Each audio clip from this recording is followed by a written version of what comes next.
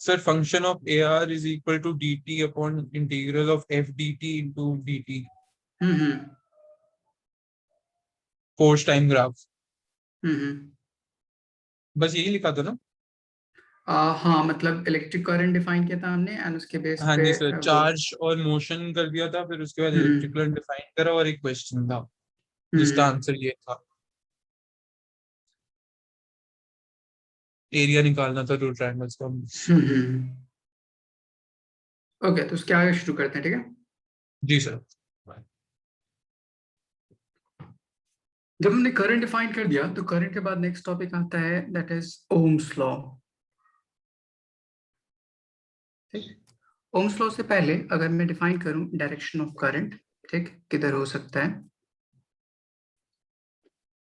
Direction of current, ठीक। In general जैसे अगर मैं कोई रॉड लूं, ठीक है, सपोज कर लीजिए मेरे पास कोई रॉड है, कंडक्टर है, ठीक, इसको मैंने कनेक्ट किया किसी एक्सटर्नल वोल्टेज से, ठीक, यहाँ से बैटरी से कनेक्ट किया, कुछ इस तरह, आया समझ। जी सर। तो यहाँ पे प्लस चार्ज या माइनस, तो यहाँ पे कुछ करंट फ्लो करेगा, ठीक, इस तरह, किसी इस पॉइंट पे गया, ठीक, एंड फिर उसके बेस पे यहाँ से मूवमेंट कर जाता है इस तरह। अब ये एक्चुअली सब होता ही वोल्टेज है, फ्लो हो गया। होता है यहाँ पे चार्ज, जो पॉजिटिव चार्ज आता है इस पर्टिकुलर पॉइंट पे, वो इसको पॉजिटिव टर्मिनल कर देता है एंड इसको एक नेगेटिव टर्मिनल कर देता है, ताकि इसके इन बिटवीन एक इलेक्ट्रिक फील्ड डेवलप होती है, बोल सकते तो हैं। ये है क्या, हमने इसके बीच में लगाया गया है?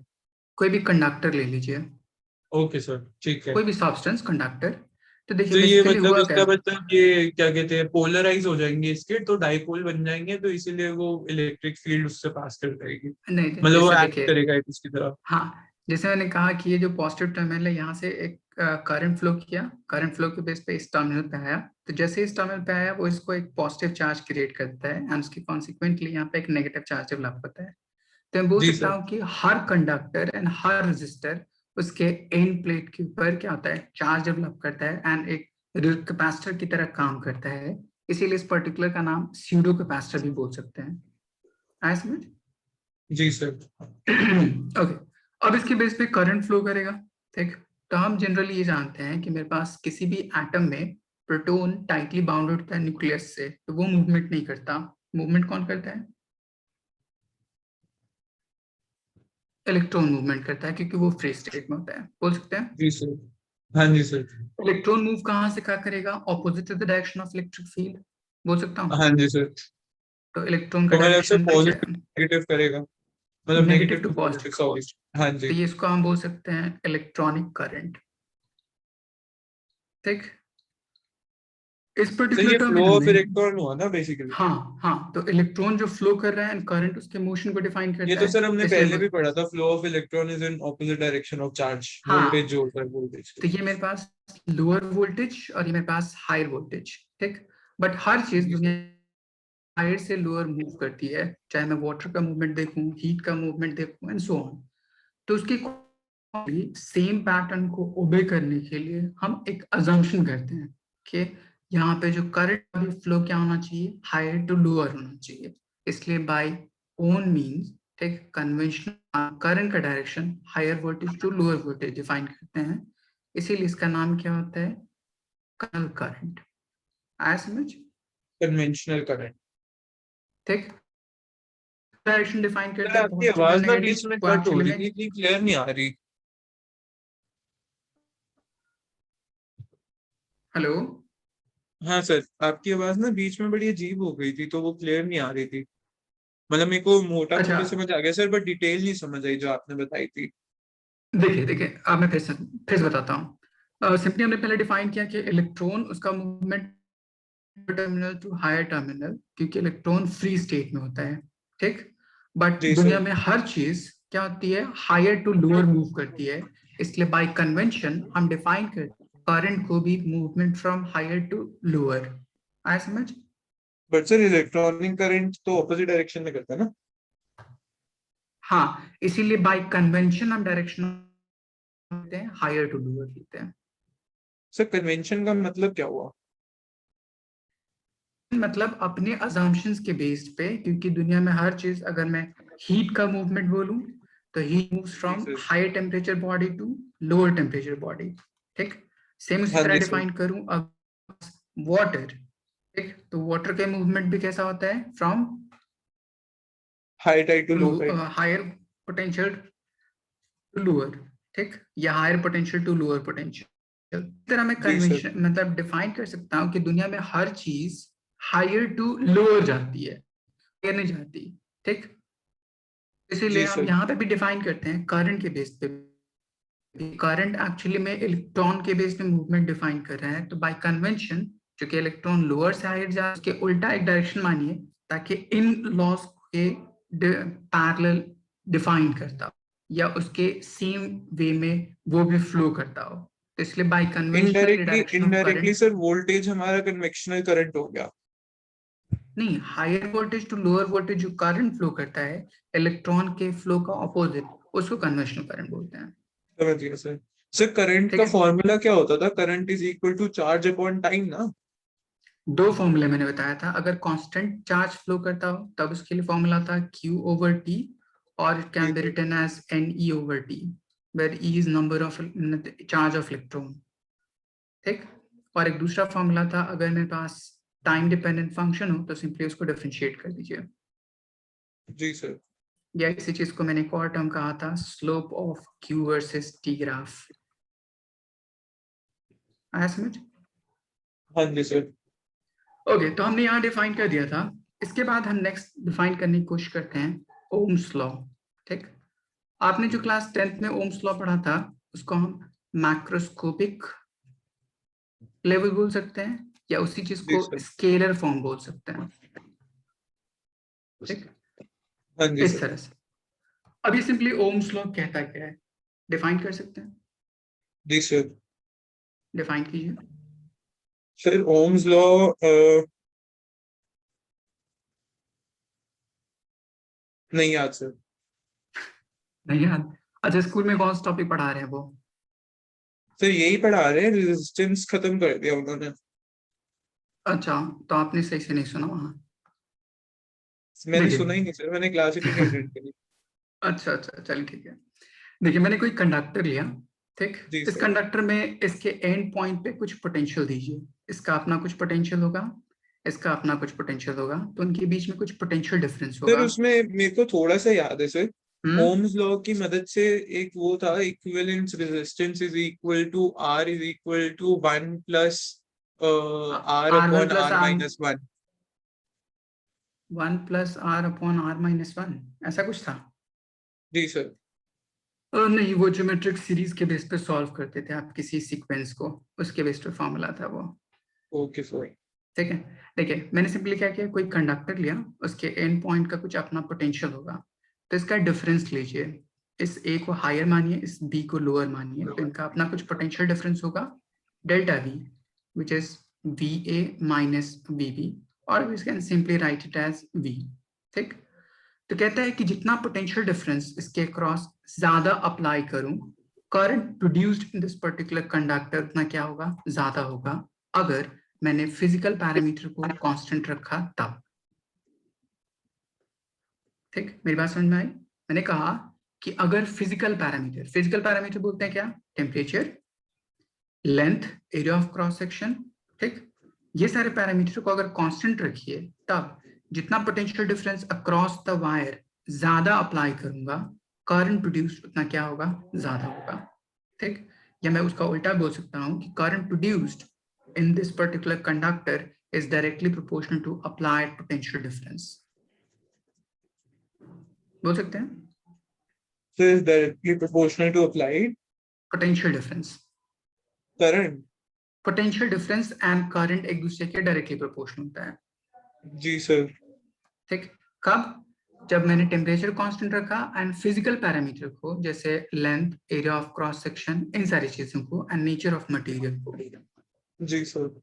ठीक, तो कहते हैं at constant temperature keeping length, area and nature of material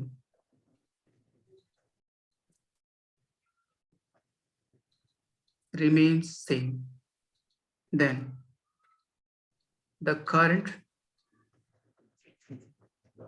produced in the conductor is directly proportional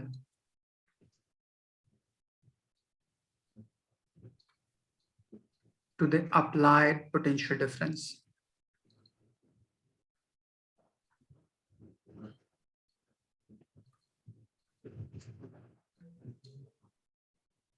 ठीक है?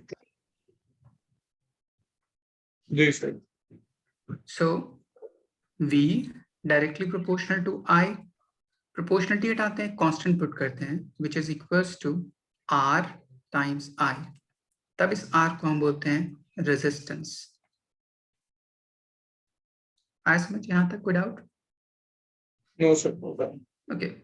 अब इस रेजिस्टेंस को डिफाइन कैसे करते हैं? तो आपने पढ़ा होगा resistance is resist to the flow of charge through any substance. Conductor में वो वैल्यू कम होती है, इंसुलेटर में वैल्यू बहुत ज्यादा होती है. आया समझ? जी सर. तो सिंपली रेजिस्टेंस डिफाइन करते हैं the ability of substance to resist the flow of charge through it. ठीक. तब इसको मेजर करते हैं एक यूनिट में. इसकी यूनिट पता है क्या आती है?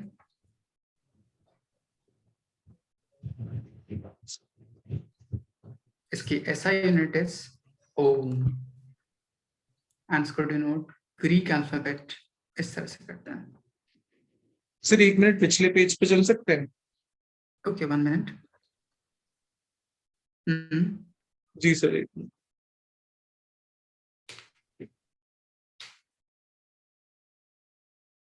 मेरी आवाज क्लियर आ रही है आपको? सर कट रही है, लाइक इतनी क्लियर नहीं आ रही, समझ नहीं आ रहा कुछ. अच्छा, तो बीच बीच में पूछ लीजिए मे बी. ठीक है. सर क्लियर की भी नहीं, लाउड नहीं आ रही है वैसे बोल तो.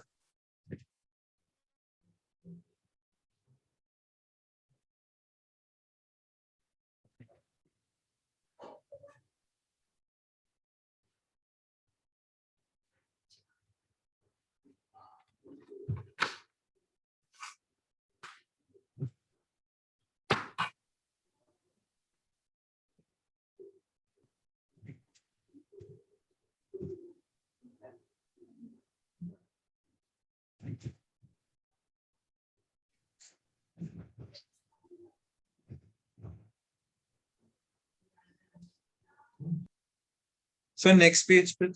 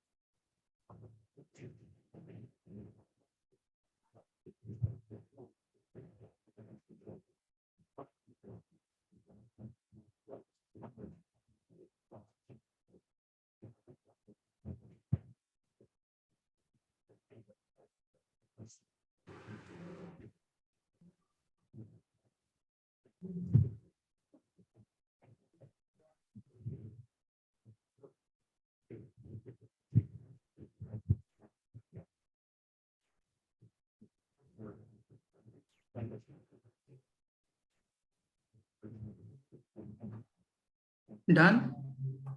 एक minute sir.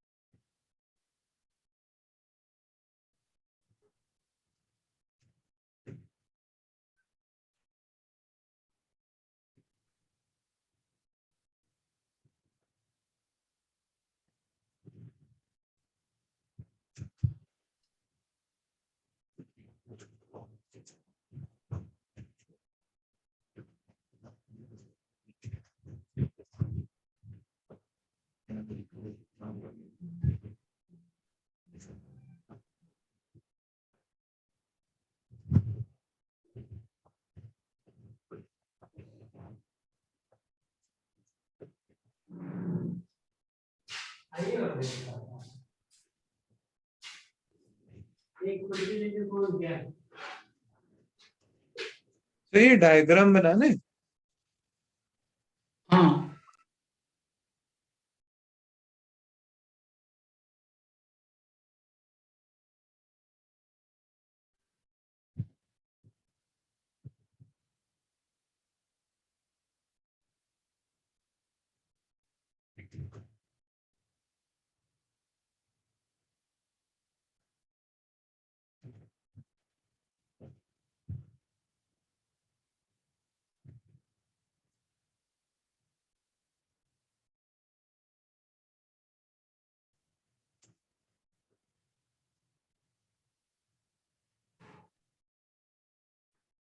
Done sir. Okay. अब इस पर्टिकुलर रिलेशन से मैं ये डिफाइन कर सकता हूँ जिसे वोल्टेज एंड करंट एक दूसरे के डायरेक्टली प्रोपोर्शनल या potential difference directly proportional to current. तो इन दोनों के बीच में अगर मैं ग्राफ प्लॉट करूंगा तो ग्राफ कैसा आना चाहिए? V and straight I, line. हाँ स्ट्रेट लाइन, बट कोई जरूरी नहीं कि वो स्ट्रेट लाइन ही आए, ठीक। इसलिए मेरे पास सब्सटेंस दो तरह का होता है, ठीक। वो पर्टिकुलर सब्सटेंस जो इस पर्टिकुलर लॉ को ओबे करता है तो उनको हम बोलते हैं ओमिक सब्सटेंस, एंड वो पर्टिकुलर सब्सटेंस जो इस पर्टिकुलर लॉ को ओबे नहीं करता उसको बोलते हैं नॉन ओमिक सब्सटेंस, ठीक। तो इसके लिए ग्राफ कुछ ऐसा आता है, ठीक, और किसी दूसरे सब्सटेंस के लिए ग्राफ कुछ डिफरेंट तरह से हो सकता है, ऐसे भी हो सकता है। अब देखिए मैं बताता हूँ कैसे। जैसे मेरे पास V directly proportional to I था, इसीलिए मेरे पास यहाँ पे V हो गया, ये मेरे पास I, ठीक। यहाँ पे मेरे पास I में लिख लिया, यहाँ पे V लिख दिया, ठीक। एंड उसके हिसाब से ग्राफ ये और तरह का भी ग्राफ एग्जिस्ट कर सकता है। तो मैं सिंपली उस पर्टिकुलर रिलेशन से V is equal to R times I, तो R is equal to V over I ऐसे लिख सकता हूँ। जी सर। तो मैं इस टर्म के बेस पे बोल सकता हूँ स्लोप ये of slope gives voltage versus current graph gives you resistance. तब मेरे पास रेजिस्टेंस दो तरह से हो सकता है, यहाँ पे स्ट्रेट लाइन है इसलिए रेजिस्टेंस कांस्टेंट हो सकता है, यहाँ पे स्ट्रेट लाइन नहीं है वो लाइन चेंज करती जा रही है। तो जैसे मैं डिफाइन करूँ उस पर्टिकुलर टर्म के बेस पे, यहाँ पे रेजिस्टेंस कुछ और टर्म डिफाइन करेगा, यहाँ पे रेजिस्टेंस कुछ और टर्म डिफाइन करेगा, यहाँ पे रेजिस्टेंस कुछ और टर्म डिफाइन करेगा। तो सिंपली उस पर्टिकुलर ग्राफ के ऊपर स्लोप कैलकुलेट कर लीजिए, वो उस ग्राफ के ऊपर रेजिस्टेंस को डिफाइन कर सकता है, बोल सकते हैं।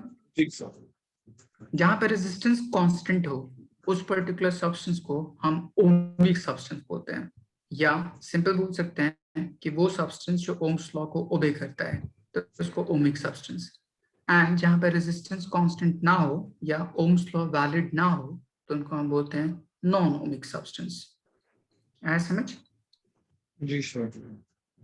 तो जनरली जो कंडक्टर होते हैं वो ओम्स लॉ को ओबे करते हैं, ठीक। तो ओमिक सब्सटेंस कौन से होंगे? Conductor. And non ohmic substance कौन कौन से होंगे?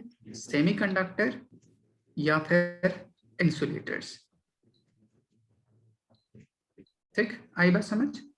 जी सर। एक तो यहां से हम एक टर्म कंक्लूड करने के लिए कहता है कि ओम्स लॉ की लिमिटेशंस क्या है, ठीक है। अगर आपसे ये पूछे कि ओम्स लॉ के लिमिटेशन डिफाइन कीजिए, आप यहाँ से क्या बोल सकते हैं? It is not applicable for non-ohmic substance. Non-ohmic substance में कौन कौन सा? सेमीकंडक्टर या इंसुलेटर। आया समझ? जी सर। क्योंकि जो उनका रेजिस्टेंस होता है वो कांस्टेंट नहीं होता, वो चेंज करता रहता है, क्योंकि चार्ज डेंसिटी एंड और फैक्टर्स पे डिपेंडेंट होता है। इसके बारे में आप डिटेल स्टडी, एक चैप्टर है आपका, chapter number 12 semiconductor and electronic devices, वहां पे पढ़िएगा। ठीक है? जी सर। तो हम यहाँ से डिफाइन कर सकते हैं, it is not applicable for non-ohmic substance such as semiconductor or insulator.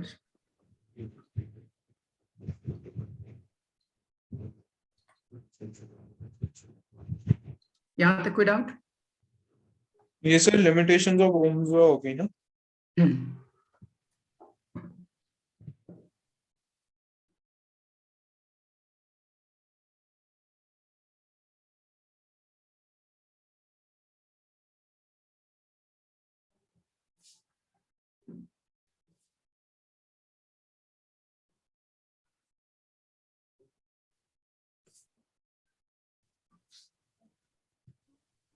Ji sir. Done? Ji sir. Okay, इस ओम्स लॉ के बेस पे, ठीक, हमने रेजिस्टेंस डिफाइन कर दिया, तो सिंपली स्लोप के बेस पे कैलकुलेट कर सकते हैं।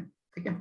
नेक्स्ट, चूंकि मेरे पास, हमने पीछे ओम्स लॉ को डिफाइन करने के लिए कुछ पैरामीटर को कांस्टेंट रखा था, अब उसके इफेक्ट के बेस पे रेजिस्टेंस कैसे चेंज करेगा, हम उसको देखने की कोशिश करते हैं। तो हम पढ़ते हैं फैक्टर्स अफेक्टिंग रेजिस्टेंस। ठीक, सबसे फर्स्ट डिफाइन करता है टेम्परेचर के बेस पे। ठीक, देखिए टेम्परेचर के बेस पे कैसे चेंज हो सकता है। तो टेम्परेचर के बेस पे हम दो तरह से, मेट्रिक बिहेवियर शो करता है। उसके लिए जैसे हमने क्लास 11th में एक टर्म पढ़ा था, टेम्परेचर कैलकुलेट करने के लिए डिवाइस व्हिच इज थर्मोमीटर। आया समझ? जी सर। उसके लिए हम वहां पे एक स्केल पढ़ते थे, T is temperature on any scale minus LFP over UFP minus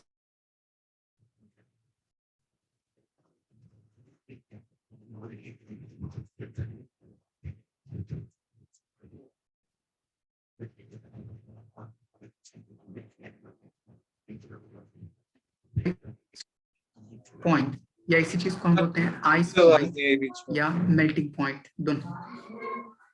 मैंने कहा LFP which is नहीं lower सर, यहाँ नहीं, fixed ये point। जहाँ पे हमने ऊपर फॉर्मूला लिखा है ना सर, आपने T माइनस हाँ, LFP हाँ, ओवर UF, वहां से आवाज कट गई। ओके।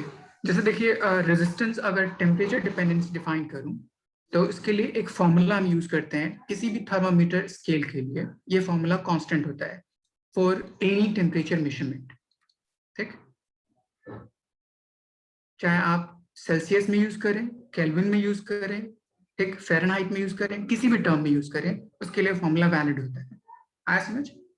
जी सर।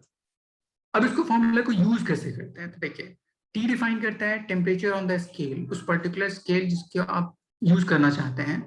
LFP का मतलब होता है लोअर फिक्स्ड पॉइंट, या उसी चीज को बोलते हैं आइस पॉइंट, या उसी चीज को बोलते हैं मेल्टिंग पॉइंट ऑफ आइस। क्योंकि जितने भी थर्मामीटर होते हैं लैबोरेटरी थर्मामीटर, वो melting point of ice and boiling point of water, इन दो लिमिटेशन पे बेस्ड होते हैं। आया समझ? जी सर। तो first term is melting point of ice, and second term UFP, it means upper fixed point। तो अपर फिक्स पॉइंट इसके रिस्पेक्ट में मैं क्या बोल सकता हूँ? बॉइलिंग पॉइंट बोल सकता हूँ। जी सर। तो बॉइलिंग पॉइंट ऑफ वाटर। अब इन दोनों की वैल्यूज को यहाँ पुट कर दीजिए जिस स्केल के डिफाइन करना है, एंड वहां से टेम्परेचर फाइंड आउट कर लीजिए। हम यूज करते हैं सेल्सियस स्केल के लिए।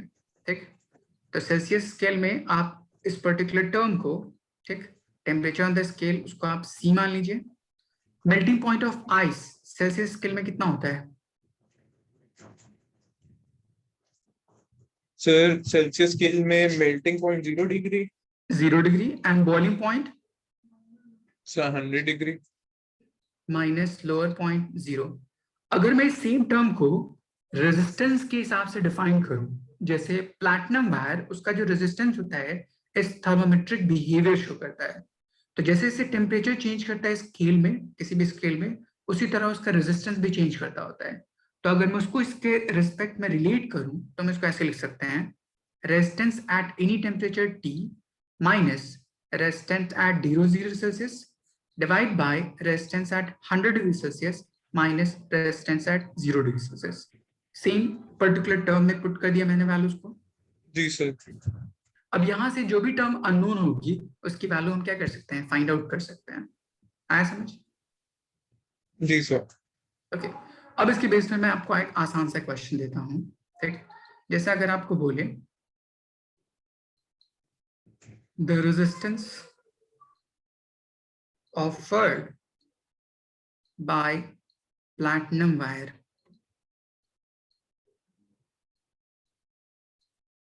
at ice point is 2.5 ohm and at 60 degree is 4 ohm. Find its resistance at steam point.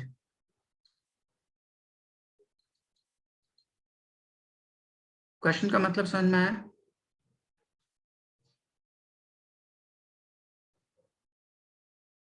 Yuvraj?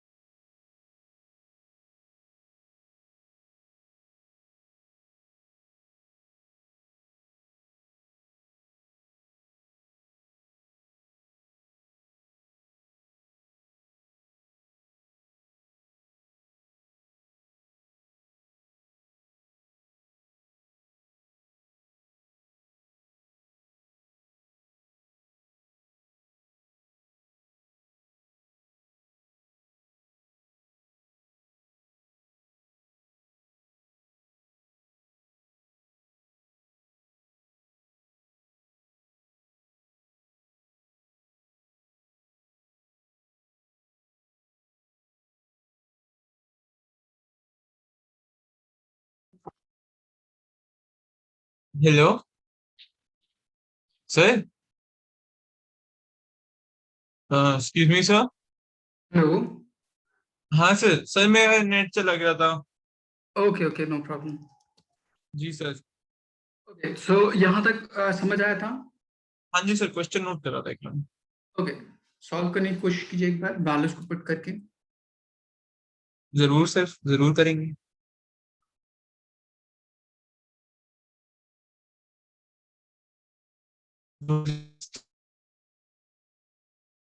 Ice, ice sir, ice point से इसका मतलब क्या है? 0 degree C?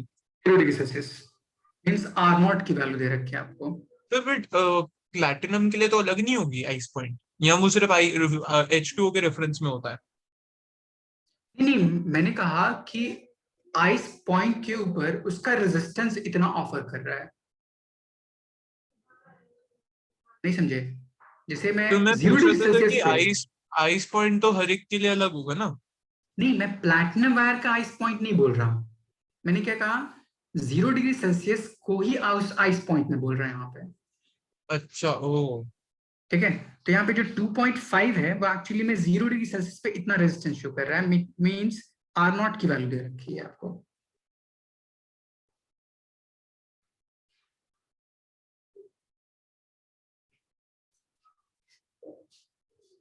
And at 60 degrees C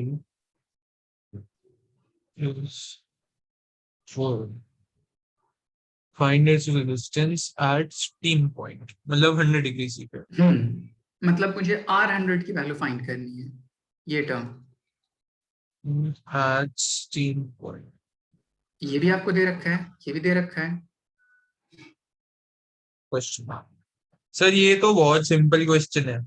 तो सर इसका हम्म हो जाएगा, क्या कहते हैं, 60 माइनस, एक minute, 60 - 0 over 100 - 0 is equal to 60/100 is equal to 6/10 is equal to 3/5 is equal to अपना क्या कहते हैं, 60 डिग्री पे 4 ओम है, तो 4 ओम माइनस 2.5 ओम अपॉन x - 2.5 है।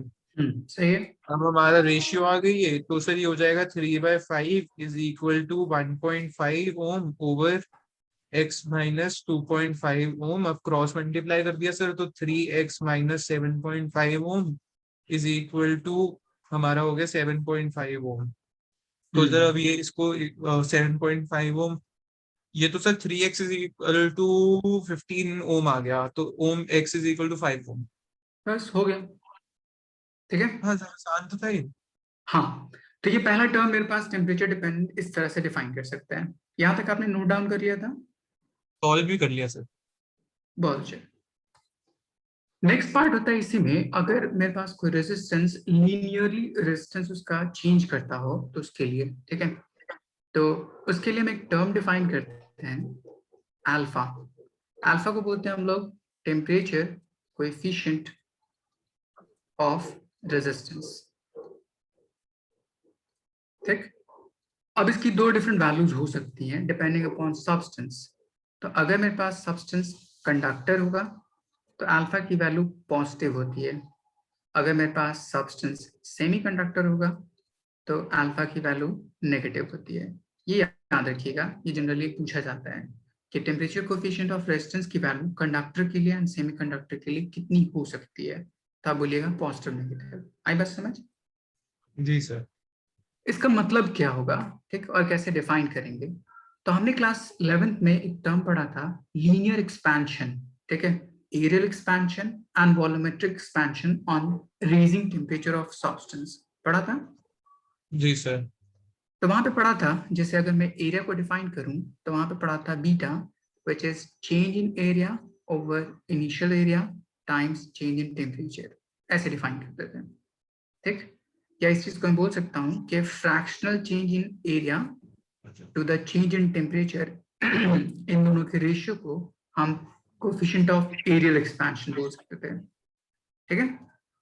जी सर। सेम उसी तरह अगर मैं यहाँ पे अल्फा डिफाइन करूं इन रिलेशन विद रेजिस्टेंस, तो इसको डिफाइन कर सकते हैं change in resistance to the initial resistance, तब इस टर्म को बोल सकता हूँ फ्रैक्शनल चेंज इन रेजिस्टेंस। इसका ratio to the rise in temperature, इस पर्टिकुलर रेशियो को हम क्या बोलते हैं, अल्फा बोलते हैं, और टेम्परेचर कोएफिशिएंट ऑफ रेजिस्टेंस बोलते हैं। समझ आया?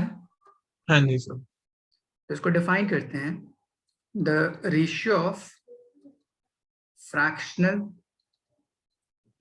change in resistance to the rise in temperature is called temperature coefficient of resistance. अब अगर मैं इसको क्रॉस मल्टीप्लिकेशन कर दूं, ठीक, तो ये टर्म आ जाएगा alpha times R naught delta T is equals to delta R. ठीक, डेल्टा आर को हम लिख सकते हैं R minus R naught is equals to alpha times R naught delta T. R naught को उस साइड ले जाइए, so R is equals to R naught common 1 plus alpha times delta T बोल सकते हैं। यहां तक बात जी समझ में सर। आई? ओके, सो हम यहां से कंक्लूड कर सकते हैं कि अगर अल्फा की वैल्यू पॉजिटिव होगी तो मेरे पास रेजिस्टेंस की वैल्यू क्या करेगी, टेम्परेचर राइज करने पे इंक्रीज करती होगी। बट अगर अल्फा की वैल्यू नेगेटिव होगी तो टेम्परेचर राइज करने पे रेजिस्टेंस की वैल्यू क्या होगी, डिक्रीज करेगी, बोल सकते हैं। जी सर। ओके, इसीलिए कंडक्टर एंड सेमीकंडक्टर का जो रेजिस्टेंस होता है वो लीनियरली इंक्रीजिंग नहीं होता विद राइज इन टेम्परेचर, इसलिए वो ओम्स लॉ को ओबे नहीं करता। आया समझ? जी सर। ओके, अब इसके बेस पे कुछ प्रॉब्लम होंगे, अल्फा की वैल्यू गिवन होगी, आर नॉट की वैल्यू गिवन होगी, सबको पुट कीजिए, सॉल्व कर लीजिए। इसको पहले नोट डाउन कीजिए, फिर मैं इसके आगे डिफाइन करता हूँ। कर लिया सर नोट डाउन। ओह बहुत अच्छे, ठीक है। नेक्स्ट, तो हमने टेम्परेचर डिपेंडेंसी डिफाइन कर दिया रेजिस्टेंस के दो तरह से, एक थर्मोमेट्रिक बिहेवियर जब शो करता है तब, और एक लीनियर बिहेवियर शो करता है तब अल्फा के रिस्पेक्ट में। ठीक है, यहाँ तक यस कोई सर। डाउट?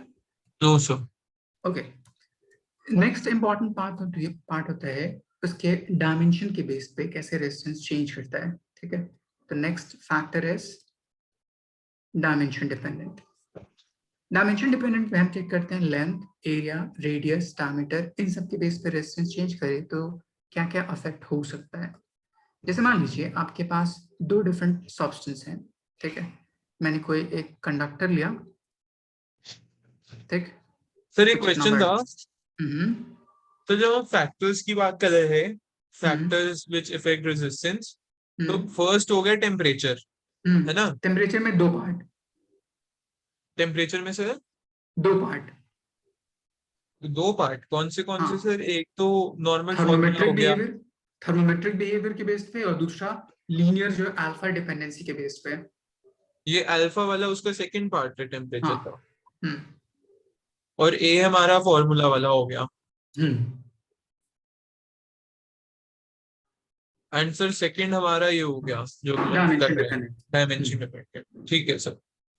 ओके, मान लीजिए मेरे पास कोई कंडक्टर है, इसकी अपनी कुछ लेंथ होगी एंड इसका अपना कुछ एरिया ऑफ क्रॉस सेक्शन होगा ये, ठीक, तब इसके क्रॉस करंट फ्लो कराइए आई, तो इसके क्रॉस कुछ पोटेंशियल डिफरेंस होगा यहाँ से यहाँ तक कितना, V। तब मैं simply R according to Ohm's law is equals to voltage by resistance बोल सकते हैं। ठीक है, जी सर। अब मैंने क्या किया, इस पर्टिकुलर रॉड को दो डिफरेंट तरह का ले लिया। ठीक है, मान लीजिए मेरे पास एक रॉड ये है, ठीक, एंड एक अनदर रॉड सिमिलर, इसके साइड वाइज कनेक्ट कर दीजिए, साइड इस तरह, ठीक, दो डिफरेंट रॉड, या मैं कनेक्शन ऐसे कर सकता हूं, एक रॉड ऐसे ले लीजिए एंड एक रॉड ऐसे ले लीजिए,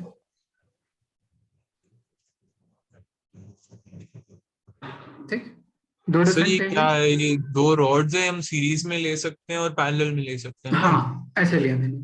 तो देखिए पहला क्या हुआ, यहाँ पे सीरीज कॉम्बिनेशन में करंट सेम होता है, तो करंट यहाँ पे आई हुआ, बट यहाँ पे दो डिफरेंट सब्सटेंस हैं, तो एक सब्सटेंस के लिए पोटेंशियल डिफरेंस V, तो टोटल पोटेंशियल डिफरेंस अगर मैं यहां से यहां तक मैं लूं तो कितना हो जाएगा, 2V हो सकता है। जी सर। ठीक, तब मैं अगर यहां से ओम्स लॉ डिफाइन करूं, R dash is equals to total potential difference upon total current, v over i, इसको मैंने r कहा था, तो मैं सिंपली क्या बोल सकता हूँ, 2 टाइम्स ऑफ r बोल सकता हूँ। हाँ जी सर। हमने बेसिकली यहाँ से यहाँ तक आने में किया क्या, उसके लेंथ को बस इंक्रीज करा दिया, उसके एरिया ऑफ क्रॉस सेक्शन पे कोई फर्क नहीं पड़ा, बोल सकते हैं। जी सर। तो लेंथ इंक्रीज करने के बेस पे रेजिस्टेंस की वैल्यू क्या हो गई, इंक्रीज कर गई। So we can say resistance is directly proportional to length. आई बात समझ? सर सीरीज कनेक्शन में ना? हाँ, मतलब एंड टू एंड कनेक्टेड है तभी तो लेंथ चेंज करेगी। जी सर। ओके, सेकेंड पार्ट देखिए, यहाँ पे जैसे मैं करंट दूं, ठीक, दो डिफरेंट डिवीजन यहाँ पे, ठीक, तो एक पार्ट करंट यहाँ पे, एक पार्ट करंट यहाँ पे, तो इसमें भी करंट आई, इसमें भी करंट आई, इसके क्रॉस पोटेंशियल डिफरेंस यहाँ से यहाँ तक कितना, V, बोल सकता हूँ। जी सर। यहाँ पे देखिए लेंथ सेम है, जितना रॉड का था उतना ही, but area of cross section पहले सिर्फ एक था, अब दो रॉड आपस में कंबाइन है, तो टोटल एरिया यहाँ से यहाँ तक कितना हो जाएगा, 2A हो जाएगा। हाँ जी सर। तब यहाँ पे new resistance R dash is equals to voltage over total current, V over I is called R, so it becomes R by 2, बोल सकते हैं। जी सर। तो यहाँ पे देखिए एरिया की वैल्यू ट्वाइस हो गई, तो रेजिस्टेंस यहाँ पे क्या हो गया, half. So we can say resistance and area एक दूसरे कैसा होता है, इनवर्सली प्रोपोर्शनल, बोल सकते हैं। जी sir. So resistance is inversely proportional to area of cross section. यहाँ तक कोई डाउट? No sir. अब अगर मैं दोनों को कंबाइन करूं, ठीक है, तो यहाँ पे resistance directly proportional to length and यहाँ पे resistance inversely proportional to area of cross section, दोनों कंबाइन कीजिए तो it will proportional to L over A। Proportionality हटाते हैं, कांस्टेंट पुट करते हैं, तो R is equals to rho times L over A, लिख सकते हैं इसे। जी सर। इस पर्टिकुलर रो को हम क्या कहते हैं, रेजिस्टिविटी, ठीक, रो या इसी एलो। चीज जी sir. Specific resistance, resistivity specific resistance. हाँ, ठीक। जी सर। स्पेसिफिक इसलिए ताकि लेंथ की वैल्यू अगर 1 कर दीजिए and area of cross section 1 कर दीजिए, तब रेजिस्टेंस एंड रेजिस्टिविटी आपस में क्या होता है, इक्वल होता है, इसलिए स्पेसिफिक रेजिस्टेंस डिफाइन हुआ। When length and area of cross section equal होता है, तब जितना रेजिस्टेंस ऑफर होता है वो एक्चुअली में रेजिस्टिविटी की वैल्यू उसके इक्वल होती है। मैथमेटिकली हम इसे डिफाइन करते हैं। रेजिस्टिविटी एक एलिमेंट्री कंसेप्ट है, मतलब माइक्रोस्कोपिक लेवल पे, इसके बारे में डिटेल में हम आगे पढ़ेंगे। अभी हम सिर्फ इतना याद रखते हैं, जिसे हमने 10th में पढ़ा था, कि रेजिस्टिविटी दो बात पर डिपेंड करती है, एक नेचर ऑफ मटेरियल पे, कि मटेरियल कैसा है, कंडक्टर, सेमीकंडक्टर, इंसुलेटर, एंड दूसरा टेम्परेचर पे। अब इन दोनों पार्ट को हम प्रूव करेंगे आगे कि temperature and nature of material पे कैसे डिपेंडेंट होता है। आई बात समझ? जी सर। पहले यहाँ तक नोट डाउन कर लीजिए।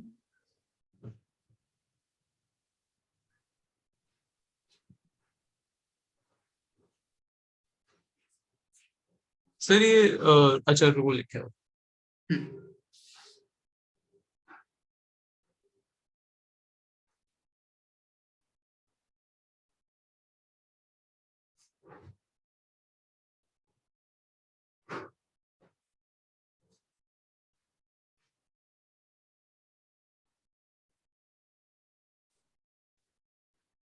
Done sir. ओके, सो यहाँ से हम डिफाइन कर सकते हैं रो को, it is, it depends upon nature of material। रो की डेफिनेशन है ना सर ये?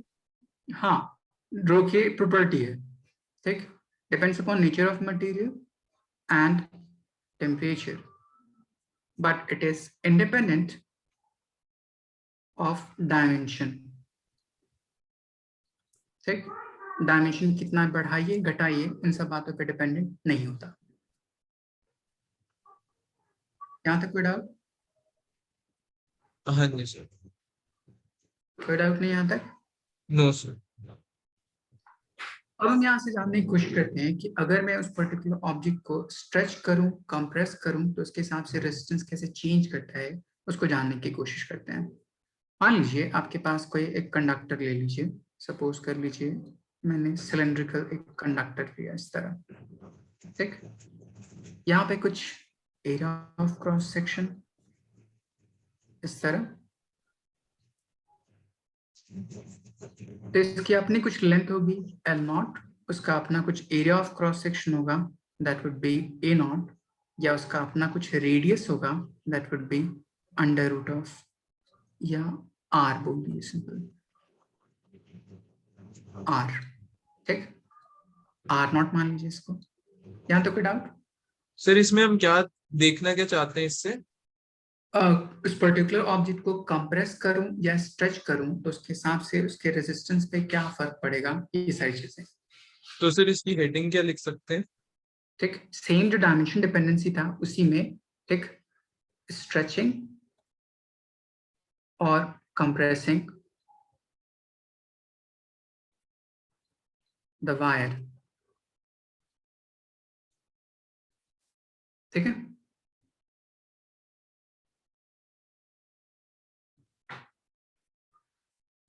डन। जी सर। ओके, अब यहाँ पे एक टर्म डिफाइंड होता है, अगर मैं किसी ऑब्जेक्ट को स्ट्रेच करूं, कंप्रेस करूं या डिफॉर्म करूं, तो हमने क्लास 10 पे पढ़ा था डिफॉर्मेशन में उसका वॉल्यूम चेंज नहीं करता, बोल सकते हैं, जी सर। ठीक। तो पहली चीज यहाँ से रेजिस्टेंस डिफाइन करता है इस पर्टिकुलर सब्सटेंस का R0, तो which would be equals to rho times L0 over A0, ऐसे लिख सकता था। एंड दूसरी चीज जी sir. Volume is equals to area into length, मतलब उन दोनों का प्रोडक्ट हमेशा क्या होगा, कांस्टेंट होगा, चेंज नहीं करेगा। तब इसके हिसाब से दो कंडीशन, पहला मैं इसको स्ट्रेच करूं तो क्या कंडीशन हो सकता है, ठीक, एंड दूसरा मैं इसको कंप्रेस करूं तो क्या कंडीशन हो सकता है। स्ट्रेच करने के बिहाफ पे उसकी लेंथ क्या हो जाएगी, इंक्रीज करेगी डिक्रीज करेगी? सर लेंथ इंक्रीज करेगी। लेंथ इंक्रीज करेगी तो एरिया ऑफ क्रॉस सेक्शन पे क्या फर्क पड़ेगा? Sir area of cross section कम हो जाएगा, लेंथ इंक्रीज हो जाएगी। ठीक, तो मैं कुछ ऐसा बोल सकता हूँ इस तरह, मैंने कोई एक कंडक्टर लिया, उसके लेंथ को इंक्रीज करा दिया, अब कितना टाइम्स इंक्रीज करा, तो आप सपोज कर लीजिए n टाइम्स, तो पहले अगर L था तो अब उसका लेंथ n टाइम्स इंक्रीज कर गया। जितनी टाइम्स लेंथ इंक्रीज करेगा keeping its volume remains constant, उतने ही टाइम्स उसका एरिया क्या होगा, डिक्रीज करेगा। So we 1 can by write A0 by n, बोल सकते हैं। जी सर। एंड अगर मैं उसका रेडियस उसके बेस पर डिफाइन करूं तो उसका radius R0 by root times of n, क्योंकि पाई R स्क्वायर होता है इसीलिए, ठीक है। तो हमने तीन टर्म डिफाइन कर दिए, रेडियस, एरिया एंड लेंथ कैसे कैसे चेंज करेगा स्ट्रेच करने के बेस पे, वो टर्म। अब अगर मैं उनको पुट कर दूं ताकि रेजिस्टेंस का फैक्टर समझ आ जाए, तो R इज इक्वल टू होता है रो L बाई ए, तो L की वैल्यू यहाँ पे कितनी है, N0 times L, and area की वैल्यू कितनी है, A0 ओवर n और n मल्टीप्लाइड होके n स्क्वायर हो जाएगा, रो L by A is R0। तो यहाँ से कंक्लूड कर सकते हैं कि रेजिस्टेंस क्या हो गया, n स्क्वायर टाइम्स इंक्रीज कर गया। तो सर इसका मतलब resistance changes by n square. हाँ, n square times. If length is changed by n times, its resistance would increase by n square times. आया समझ? यहाँ तक कोई डाउट? No sir. अगर मैं रेडियस के बेस पे देखूं तो रेडियस पे पावर कितना था, यहाँ पे n पे पावर रूट, मतलब पावर हाफ, तो इसके रिस्पेक्ट में ये पावर 2 कितने टाइम्स चेंज होगा? हाँ जी सर। यहाँ पे रेडियस में देखिए n पे पावर कितना है, अंडर द रूट 1/2।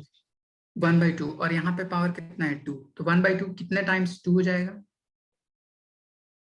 सर ये तो रेस्ट टू पावर 1 ही रहेगा, 4 टाइम्स चेंज किया ना। और 1/4 हो जाएगा, sorry sir yes.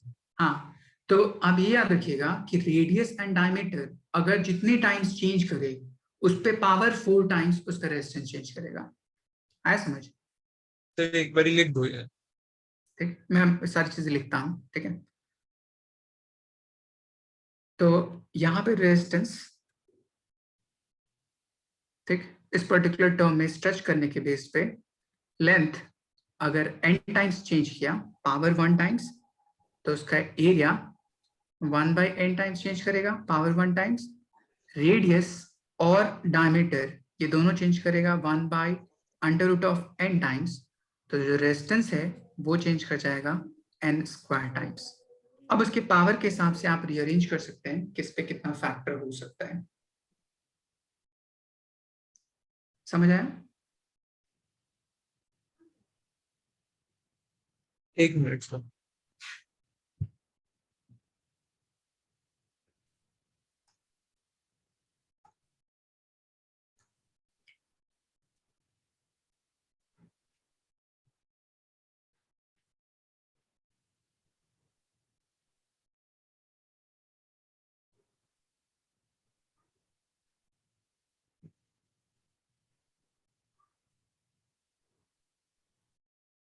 Done sir.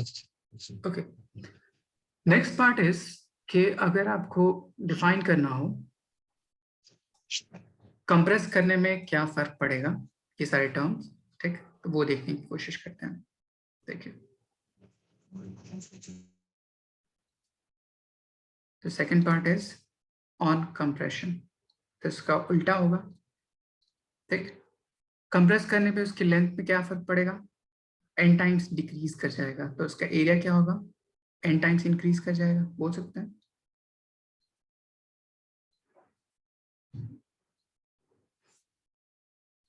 Hello,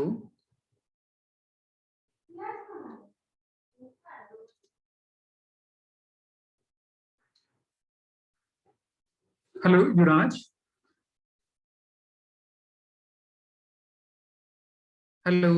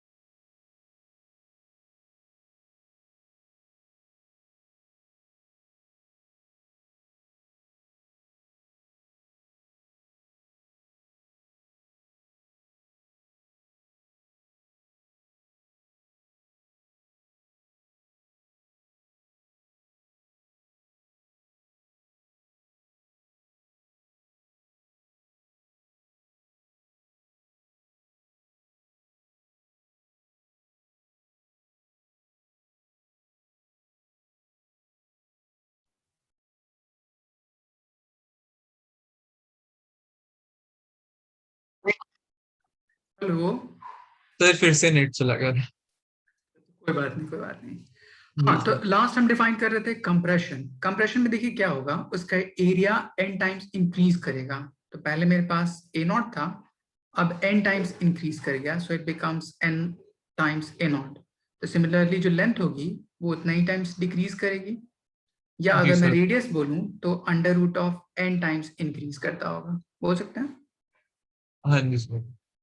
अब यहां से डिफाइन कीजिए न्यू रेजिस्टेंस। तो R इज इक्वल टू लिखूंगा rho L, that would be L by n divide by n times of a nought. यहाँ पे n मल्टीप्लाइड होके ये हो जाएगा 1/n square times r nought. मतलब रेजिस्टेंस n स्क्वायर टाइम्स क्या कर गया, डिक्रीज कर गया, बोल सकते हैं। जी सर। ओके, यहाँ तक नोट डाउन कर लीजिए।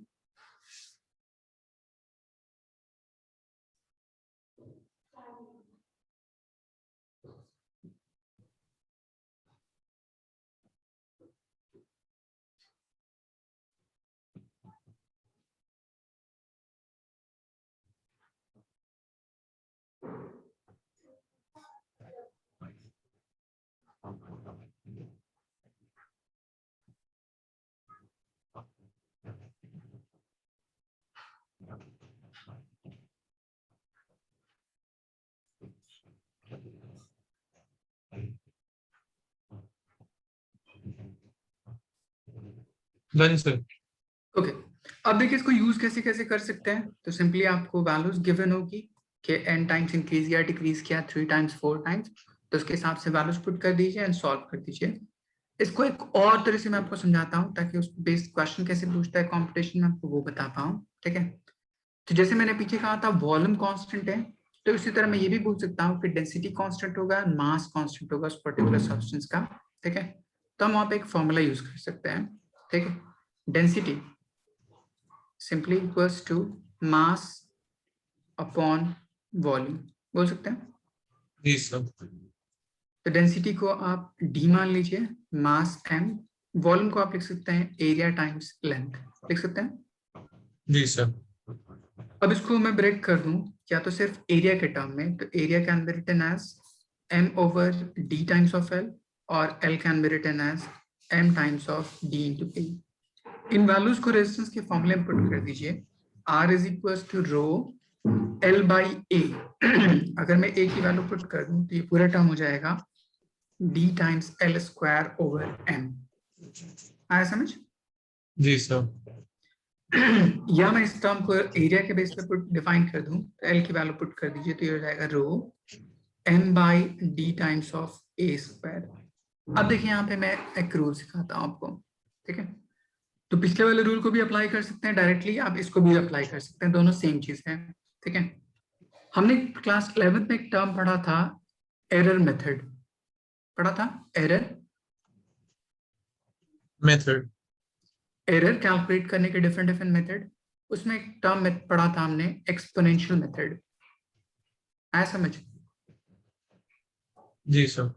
जैसे वहां पढ़ा था अगर x is equals to a raise to the power m and b raise to the power अगर n हो, तो यहाँ पे परसेंटेज चेंज इन x क्या होता था फॉर्मूला? परसेंटेज चेंज इन एक्स हमारा फॉर्मूला सर। जितना भी एक्सपोनेंशियल होता था वो उसके बेस में आ जाता था। वी कैन जी write sir. Delta a over a times 100, similarly n times delta b over b upon into 100, बोल सकते हैं। जी सर।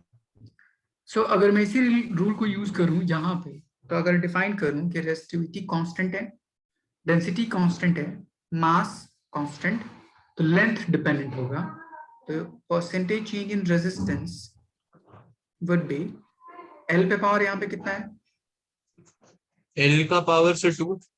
तो 2 times delta L by L into 100, हो सकता है। 100। तो सिंपली एक क्वेश्चन पूछा, if the length of a particular wire is increased by 2 times then find percentage change in resistance। तो आप ये बोल सकते थे रेजिस्टेंस अगर 2 टाइम्स इंक्रीज किया 2%, ठीक है, तो उसका जो एरिया ऑफ क्रॉस सेक्शन होगा वो भी क्या होगा, 2% डिक्रीज करता होगा। जी सर। ठीक, तब उन दोनों का कंबाइनली 4% रेजिस्टेंस क्या करता होगा, चेंज करता होगा, बोल सकते थे। हाँ जी सर। अगर मैं इस फॉर्मूले को यूज करता तो आया समझ। जी सर। एंड सेम टर्म अगर मैं यहाँ पे यूज करूं तो percentage change in length is 2% और उसके साथ में कितना मल्टीप्लाई करना है 2, तो 2 टू कितना हो जाएगा 4% हो जाएगा। 4% सर। हाँ, तो ये डायरेक्ट मेथड होता है सॉल्व करने का तरीका। ठीक, सिमिलरली अगर मैं एरिया के बेस पर भी डिफाइन करूं तो percentage change in resistance is equals to rho constant, M constant, D constant, A पे पावर 2, चाहे वो न्यूमरेटर में हो डिनोमिनेटर में हो, सिर्फ पॉजिटिव एंड नेगेटिव डिफाइन करता है, बट एरर मैक्सिमाइज करने के लिए हम सिर्फ पॉजिटिव लेते हैं। So we can write delta A over A times 100। Sir but हम इसे एरर क्यों कहते हैं? मतलब वो एरर जो हमें मेथड था यहाँ पे उसके बिहाफ पे कैलकुलेट करें, ये एरर नहीं है, ये परसेंटेज चेंज है।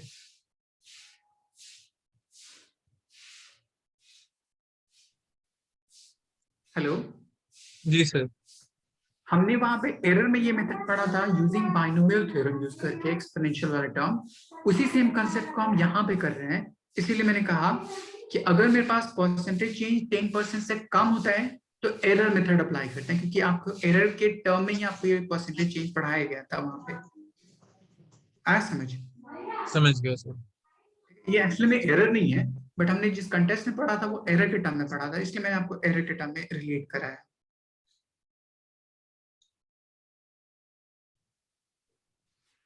इसको नोट डाउन कर लीजिए। 1 minute sir.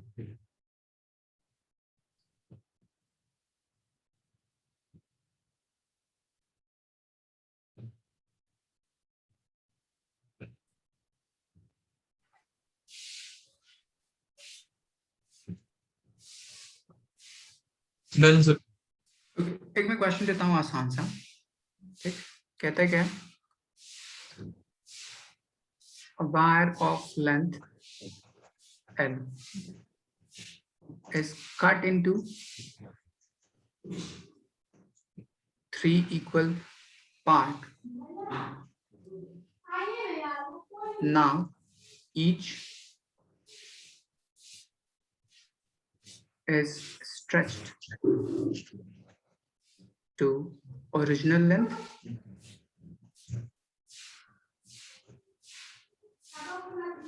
and combined in parallel. Find new resistance if initial resistance was R0. I think आपको रेजिस्टेंस का फॉर्मूला याद होगा क्लास 10 जो आपने पढ़ा था, same series combination parallel combination. So वो तो प्लस हो जाता है, पैरेलल में डिवाइड हो जाता है, बस सिंपल, मतलब 1/r इज हाँ इक्वल टू रेसिप्रोकल 1/r। करके सम कर लेते हैं। जी सर। इसको सॉल्व करने की कोशिश कीजिए एक बार। 1 minute sir. Okay,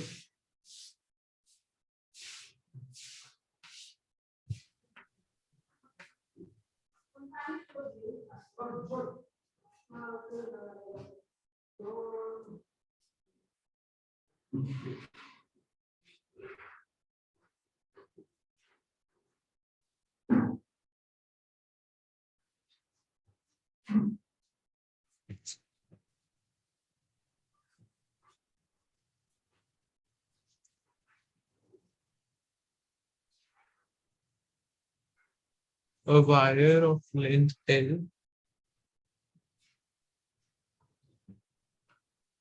is cut into 3 equal parts.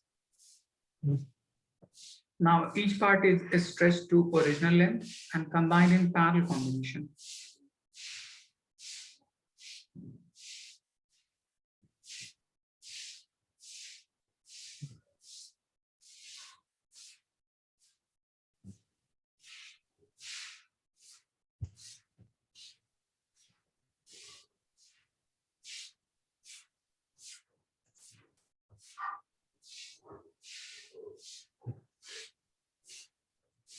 and combined in parallel. Then find its new resistance.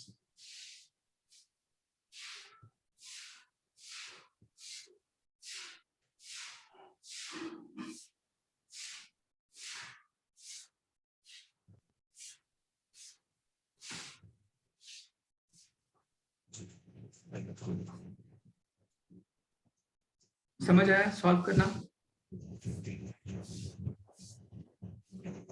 Ji sir. Okay, try कीजिए।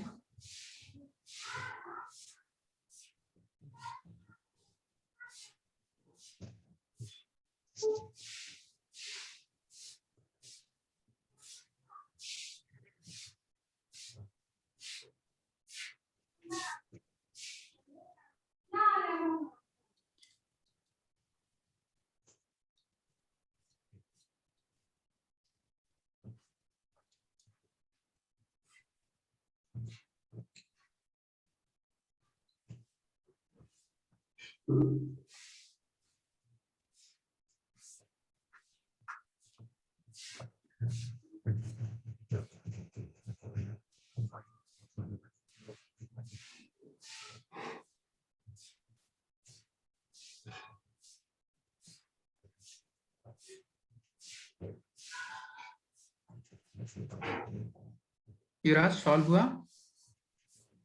1 मिनट सर। ओके,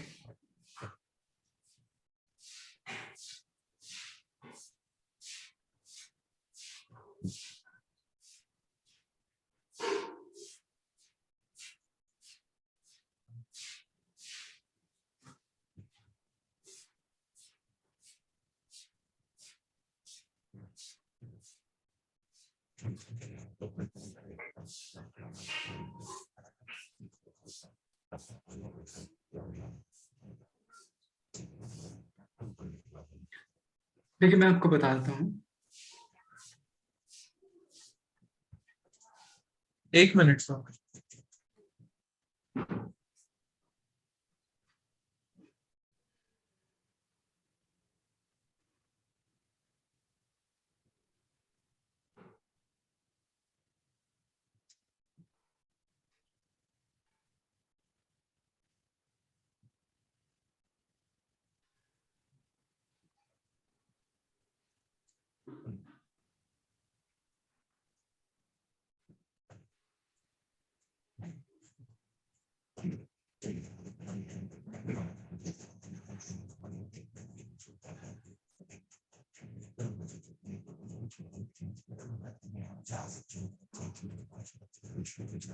सॉल्व हुआ?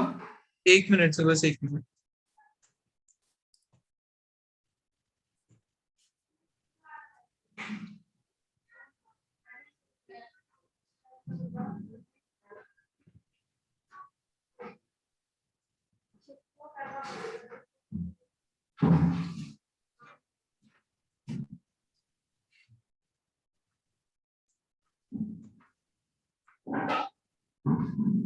सर n स्क्वायर से हो गया नहीं सिंपल, देखिए मेरे पास L/3 होगा, 3 पार्ट में कट करूंगा। Into 3 equal parts. ओ सर मैंने कट इंटू इक्वल पार्ट्स कर दिया, तो मैं n लेके कर रहा था। अच्छा, तो n की वैल्यू 3 पुट कर दीजिए। 1 minute sir, into 3 equal parts हो गए। इसका मतलब सर 3 पार्ट्स में डिवाइड हो गया, तो L/3 हो गई नई लेंथ, बट उसको स्ट्रेच करके हम ओरिजिनल लेंथ पे ले आए, तो तो क्रॉस उसका सेक्शन एरिया, तो एरिया भी क्रॉस क्या हो सेक्शन जाएगा? A/3 हो गया। हम्म तो A/3 हो गया, तो new resistance for stretch wire is equal to 1/9 R's nought, तो 1/9 टाइम्स हो गया। नहीं नहीं, तो एक वायर का एक जो रेजिस्टेंस सिंगल होगा की R/3 हो जाएगा। अगर 3 डिफरेंट वायर है, तीनों कंबाइन किया parallel, 1/R equivalent simply 3/R plus 3/R plus 3/R, तो सिंपली R इक्विवेलेंट की वैल्यू नहीं, R/9। अरे सर हमारा A0 तो 1 A0/3 हो गया ना नया वाला। हाँ तो तो लेंथ तो R L हो बाई गया ना। R/9, हाँ सर यही तो बोल रहा था मैं, R/9 होगी ना। नहीं नहीं, तो रेजिस्टेंस सिंपली इक्वल्स टू क्या होता है, रो L/A, तो L तो L ही है, एरिया A/3 हो गया। नहीं सर, मैं यही तो बोल रहा था कि 1/n² R0, तो नहीं नहीं, वहां R/9 हो गया ना। वो जो फॉर्मूला यूज करते हैं ना, वो उसमें दोनों जी सर। चीज चेंज करती है तब। इसमें मैंने कट कर दिया और सिर्फ एक चीज चेंज कर रहा हूँ। ओके। ठीक है, तो इसलिए मैं इस तरह सॉल्व कर सकता हूँ। वैसे सर उससे भी तो सेम ही आ रहा है। ये मैंने उल्टा कर दिया। क्या कर दिया? मैं आपको ये क्वेश्चन क्वेश्चन नेक्स्ट क्लास में समझा दूंगा, ठीक है? अभी कोई और क्लास है यहाँ पे, ठीक है? जी सर। नेक्स्ट क्लास में इसका आगे कंटिन्यू करते हैं, ठीक है? जी sir, thank you sir. Okay okay.